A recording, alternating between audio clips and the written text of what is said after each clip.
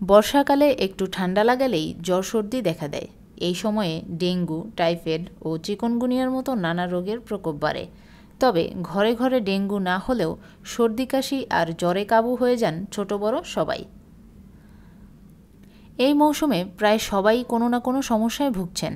তাই এই আবহাওয়ায় সুস্থ থাকতে প্রয়োজন সচেতনতার। শুধু ঔষধ খেলেই সুস্থ থাকা সম্ভব নয়। শরীরে এনার্জি ধরে রাখতে ঔষধের পাশাপাশি এমন কিছু খাবার খেতে হবে যেগুলো বাড়তি শক্তি যোগাতে সাহায্য করবে।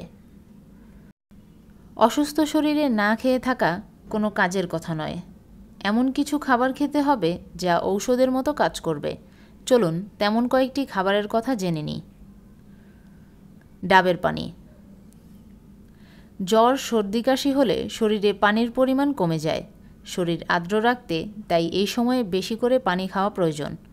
পানি ছাড়াও খেতে পারেন ডাবের পানি। এই পানীয় শরীরে পুষ্টি ও আর্দ্রতা যোগায়, তেমনটাই বলে থাকেন চিকিৎসকরা। তাই পানি খাওয়ার পাশাপাশি দ্রুত সুস্থ হতে খেতে পারেন ডাবের পানি।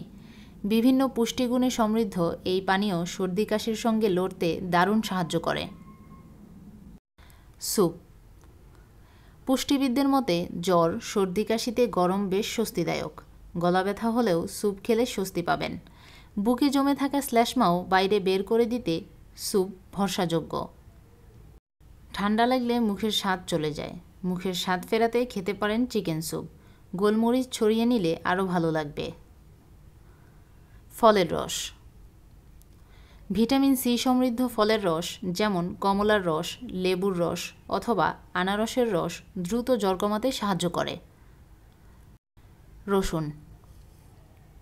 ঠান্ডা লাগা প্রতিরোধ করতে রসুন অন্যতম। শুধু সর্দি কাশি নয়, রসুন অনেক রোগ প্রতিরোধ করতেও সক্ষম। ভেতর থেকে প্রতিরোধ সক্ষমতা বাড়াতে রসুনের জুড়ি মেলা ভার। ঠান্ডা লাগলে তাই অবশ্যই রসুন খেতে পারেন। জ্বর হলে যা এড়িয়ে চলবেন।